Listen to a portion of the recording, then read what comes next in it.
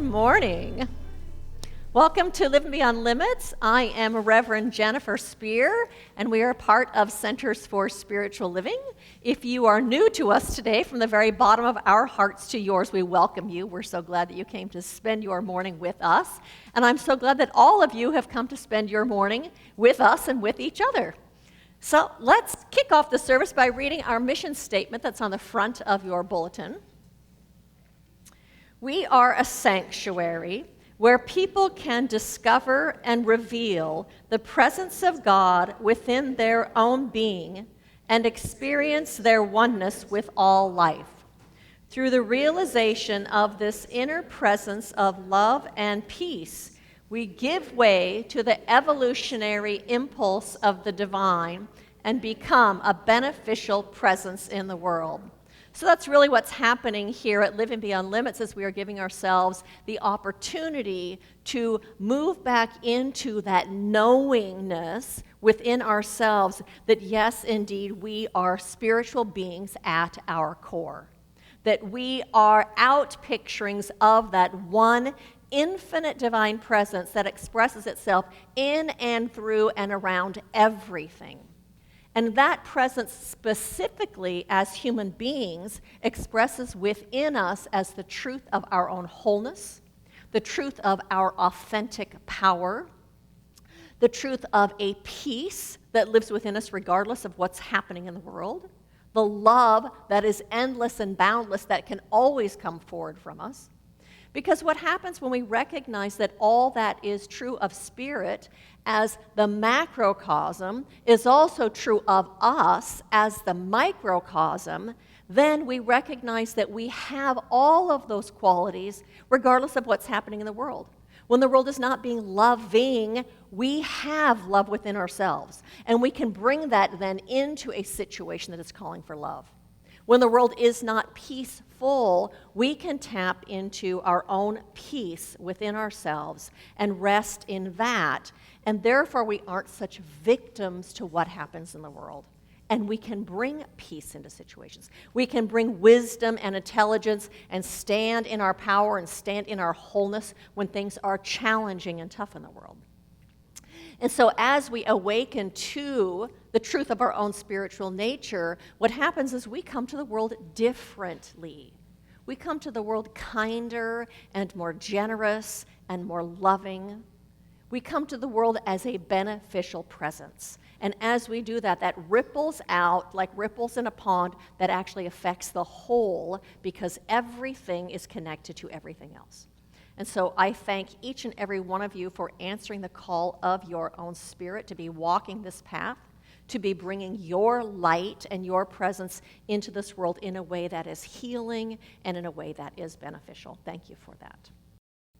You know, as human beings, it seems like we so often get so mesmerized or kind of hypnotized by what it is that we see and what it is that we touch, what it is that we hear and we smell. And then we get convinced that our five senses actually give us an accurate depiction of what is real, of what is reality. Yes? Do you know that there are all sorts of colors that we can't see? Birds see them, I think insects see them. There's all kinds of stuff that with our eyes, in that sense, we actually can't see. There are also lots of other things that are there that we can't see, like radio waves and TV waves, like whatever it is that allows that remote control to change the TV channel or to open the garage door. We can't see it, but we know that it's there, and we trust that it's there. There are also all sorts of things that we perceive as actually being real and true that actually aren't real or true. Like when you see a mirage on a desert road of water on the road, or that your eyes tell you that the sky meets the horizon and the two meet.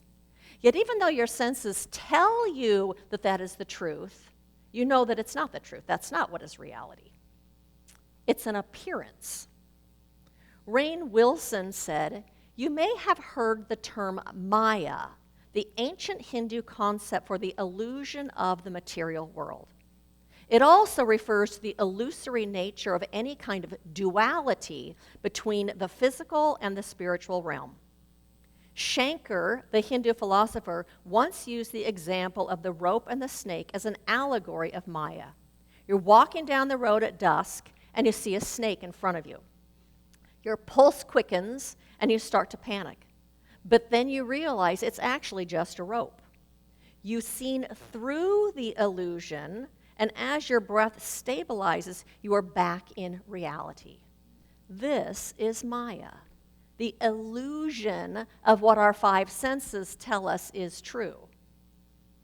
The same way of that Maya is we get hypnotized by this world and all that's going on in this world.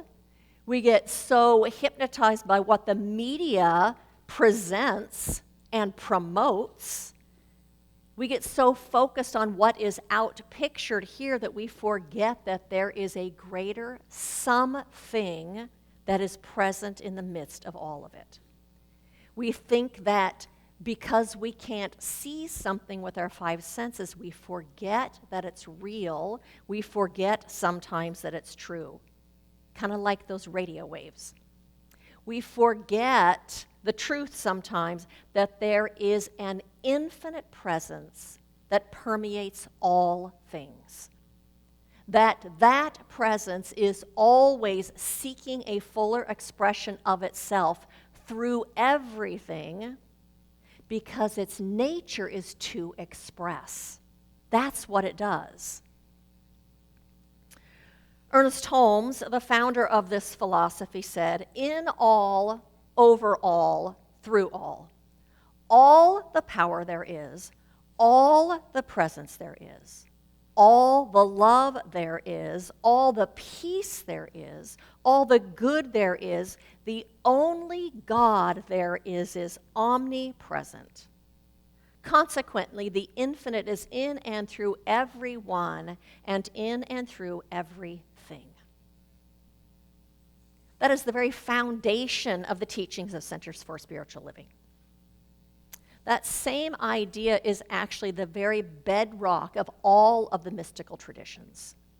The mystical tradition of Sufism, which is the mystical tradition of Islam, of Kabbalism, which is the mystical tradition of Judaism. It is the foundation of Hinduism and Native American spirituality. Hinduism says the Vedas, which are their sacred scriptures, the Vedas describe the process of creation as an outbreathing of Brahman, which is God. The Upanishads say that as hair and nails grow on a living person, as the threads come out of a spider, as sparks fly from a blazing fire, as melodies issue from a flute, so also does the universe come forth from Brahman. Brahman is both the material universe and the cause of the universe.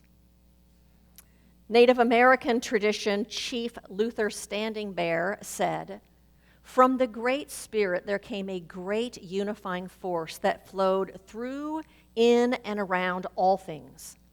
The flowers of the plains, blowing winds, rocks, trees, birds, and animals, and was the same force that had been breathed into the first man. Thus all things were kindred, and all things brought together by the same great mystery." So that is the foundational teaching of all of those traditions. And so the title of my talk today is Right Under Your Nose, as in the presence of Spirit is right under our nose. It's right here all of the time. And I'm talking about that everything is imbued with that presence.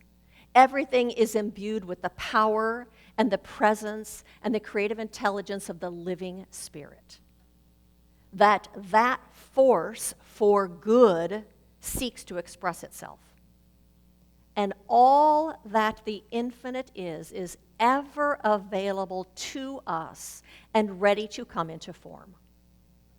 The second thing that I'm talking about is our beliefs about the nature of the living Spirit, our beliefs about it, then get get transformed and come into our lives. They get reflected into our lives, what it is that we believe to be true about spirit. I know that all of us in here, we want to have the power and the freedom to create the lives of our choosing, and we want to be able to have a positive impact on this planet, on this world. We want to experience an abundance of good, an abundance of love and of friends, an abundance of opportunities to express ourselves in the world. We want to have an abundance of good, which shows up as ease in our finances, an abundance of good which shows up as good health in our bodies. But when we get mesmerized by this world of form and all that's going on in it, when we think that it is permanent, that it is not able to be dissolved or shifted, then we are just looking at the surface. We're looking at that mirage on the road that isn't true. We are forgetting that there is a greater something that is at hand, a greater something that is present and yearning to express itself. To it, there are no problems.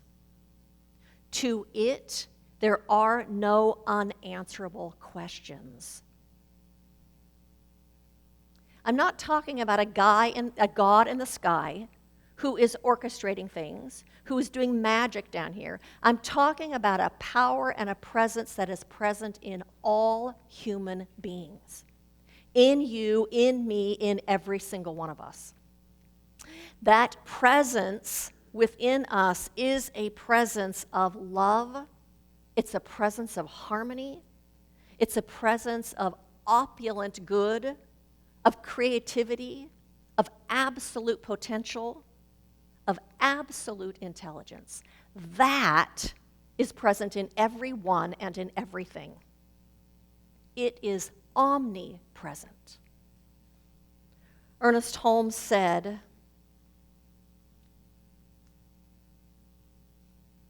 as we gradually wake up, we wake up to what already exists in the mind of God. And because we wake up to it, it appears to us. When we recognize it, then we have access to it. When we focus on it, then we invite it forward in our lives. We either create an opening for spirit to express. We do that through faith, through hope, through expectancy, through anticipating the good, or we block the expression of spirit, and we do that through fear and worry and doubt and concern and judging other people and othering people. We block that expression from coming in when we do that. I was reading a blog recently about the new year, and it was about having a New Year's revolution instead of a resolution. And it was very inspiring, and it was very uplifting. And then I was reading the comments that people made afterwards. And one man said that he was so inspired by that blog that he was committing to looking at the glass as half full this year. That was inspiring to me, and I thought, you know what? Every time I look at the glass as half empty, I am forgetting that that intelligence and that force for good is ever present in everyone. I'm thinking that those people have the power to make life bad, forgetting that all of these people over here too have that power and that intelligence and that creativity and that urge to make good and create good in this world. When I look at the glass as half empty, I'm forgetting about the other half when I'm focused on what's wrong.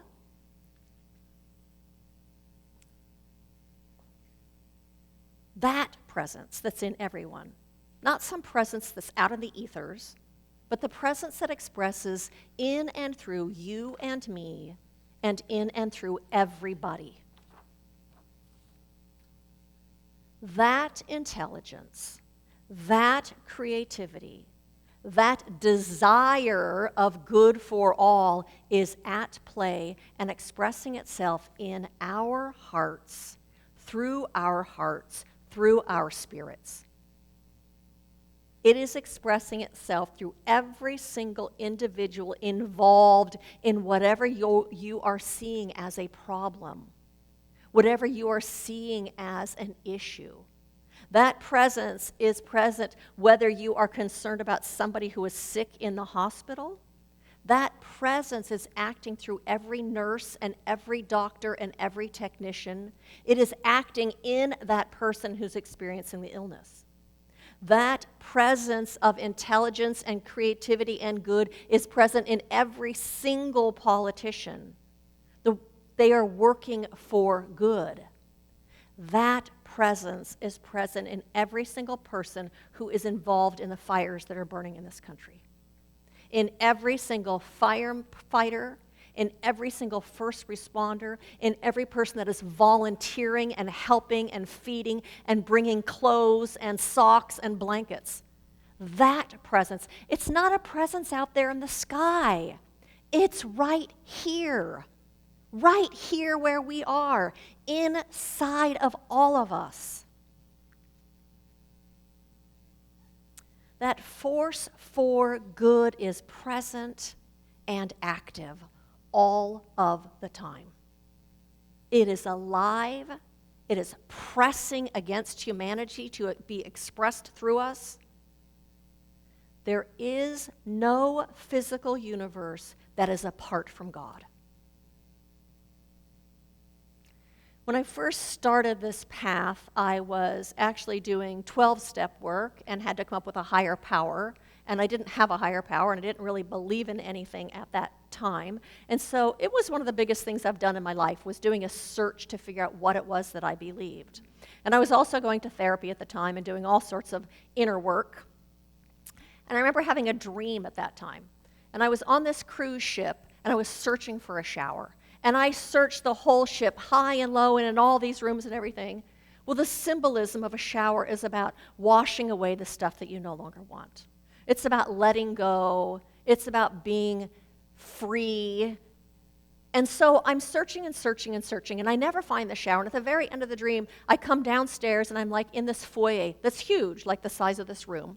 And I'm standing waiting to talk to somebody at the front desk, and I look down, and I'm standing on this mosaic floor, and the whole floor is a picture of the face of Jesus. And that said to me, it's right beneath my feet. It's right where I'm standing. I don't need to look. It's right here beneath my nose. When we are consciously aware that Spirit is ever present in our lives, when we know that we are not separate from that presence, from the allness and the magnificence of that one, when we recognize that our nature is one and the same as the nature of the infinite one, then we are able to let go of fear. Then we are able to let go of worry and of concern. We're able to let go of any sense of hopelessness or helplessness, because that presence is alive in us, guiding us, directing us, leading us, inspiring us, and everyone else too. When we recognize that that is inside of us, we can let go of being small. When we know that presence is within us, we can realize that that call to be a beneficial presence in this world is the call of life itself to be expressed through us. It is the universe seeking to express by means of us. I read a story this week that says, children were playing at the recreation area in the IKEA store when my 5-year-old granddaughter motioned for a small boy to stop. She knelt down before him and retied his flopping shoelaces. She had only just learned to tie her own shoes. No words were spoken, but after she finished, both smiled shyly, then turned to race off in different directions. What we realize inside of us, what we learn, what we know, who we recognize ourselves to be gets expressed in the world automatically. It doesn't take any effort. We don't have to try. It just becomes who we are. So when we own who we are as individualized expressions of the infinite presence and power, when then we come from that place and we share that, we share our love and generosity and compassion and care and kindness and goodness. We share our abundance. We share connection. And when we know that omnipresence of Spirit is in us and in all, then we are able to stand in faith. Swedenborg, who was a theologian and a mystic in the 1700s, said, God created us that our inner self is in the spiritual world and our outer self is in the physical world. This was so that the spiritual part of us, which belongs in heaven, could be planted in the physical part, the way a seed is planted in the ground. We're here to express our spirit. We're here like seeds to grow that and to bring spirit, our spirit, the nature of the divine one itself into this world. So when we awaken to our own divine nature, our own spiritual nature, the very core of who we are, when we awaken to the truth that the living Spirit is all power, is ever present, that intelligence and that good is ever present, then we bring forward good fruit. And then we water it all around us and everyone else so that they might more easily produce good fruit also. So my invitation to you this week is to do a daily spiritual practice that helps you connect with your own spirit, with your own divine nature, with that infinite presence, the part within you where love reigns supreme, the part within you where there is a peace that passes understanding. To connect with that every day so that when you move out into the world, you can bring that with you. And recognize that that same love that's inside of you is in everyone. Know that what you behold also out in the world, you magnify. What you behold, you give life to. What you behold, you expand. And then that gets reflected into your life. That gets reflected into your experience. And as a result then of focusing on the truth of Spirit in you, of that omnipresence, you will be giving life to that, capital T, that, which was right under your nose all the time. And so blessings to every single one of you on this path of awakening, this path of remembering, this path of bringing your spirit into this world.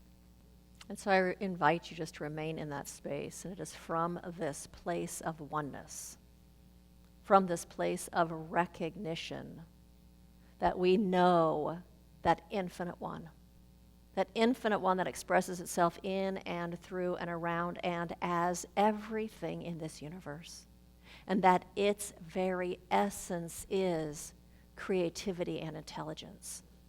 Its very nature is good itself, that it is forever unfolding itself, and that unfolding is the activity of love. For God so loves us that it is forever expressing itself and meeting our needs and flowing itself and pouring itself into our lives. That presence swirls all around us, expresses in and through all things, boundless, effortless, opulent good. And so I recognize that, yes, indeed, we are incarnations of that one. And if that is true about us, then that is true about every single person in this world. And so I know right now that people, all people, are being moved by their own hearts and their own spirits to live in a place of unity and a place of oneness, a place of kindness and care. A planet where we care for and about each other, for and about this living planet that we live on. I speak this word also of gratitude and of affirmation for every single person that is efforting to help with fires that are burning right now. Knowing that Spirit itself is flowing through the minds and the hands and the hearts of every single person, guiding and directing, revealing the perfect way forward to put these fires out. I know that the presence of Spirit right now is wrapping itself around every single person who has lost a home, who has lost a business, who has lost their belongings, who has lost a loved one. That it is wrapping itself around them as a sense of comfort, as a sense of care. That everyone around them is expressing that care so that they feel a sense of belonging and being home. Home within themselves, home within their community, home within the people that care about them, and home in the living Spirit. I know that there is something good that is unfolding itself in the life of each and every one of these people. I also speak this word about every single one of our world leaders and politicians, knowing that the intelligence of God is revealing itself within their hearts and their minds right now, leading them and guiding them to make decisions that serve the highest and the best for all of humanity. And it is with a heart filled with gratitude that I release this prayer with open heart, open mind, and high anticipation, saying, thank you, life, for all of this and so much more. And I invite you to join me in saying, and so it is. So it is. And so I have some invitations for you as a way to participate in this family. One is, we have an upcoming class that starts January 23rd. It is a class called Journey of the Soul. It is really a class all about being led by your own divine nature, your own soul in this lifetime. There's a sign-up sheet in the back. We'd love to have you join us if you'd like to do that. 6 weeks. Our annual meeting is coming up. I just wanted you to put it on your calendar. Our annual meeting is scheduled for February 23rd. We invite you all to be here and talk about what we did this year and what our plans are for next year and to approve a budget. And we're going to have, again, like we did last year, a soup and salad and bread potluck. We don't have a sign-up sheet yet for that, but we're going to do that. Was that what you were going to say? So put that on your calendar so we know that you're here. Also, we've been cleaning some things out at my house, and I brought today, we have some Living Beyond Limits t-shirts that we had made some years ago. We have some smalls, medium, and a large and extra large back there. So look at the back table. They're free. If you would like to have a Living Beyond Limits t-shirt, you are welcome to take that. We also have yard signs. There's one up in the back. We do not have the wire stands. If you have a wire stand at home and yours is tired and you need a new one, or you want to put it in your window, take one of the signs for you. It says Choosing Peace, Love, and Kindness, and then it has our website on it. We'd love for you to take that. Pat and Mike are continuing to do their work with the unhoused in Long Beach. If you would like to join them in doing that, they are participating in that. You are welcome to join them. Our Sunday talks come out on our website and on our YouTube channel on Monday evenings. We invite you to share those with friends, to follow us on Facebook, to check in on Meetup and say that you're coming, to follow us on Instagram and to share those posts. And we have prayer support after service. If you would like to pray with one of the practitioners, will you raise your hand if you're a practitioner? They are happy to sit down and do prayer with you after service. And so one last thing, I invite you to repeat after me. Good fills my life now. Good fills my life now. I recognize it. I savor it. I own it. I live it. And so it is.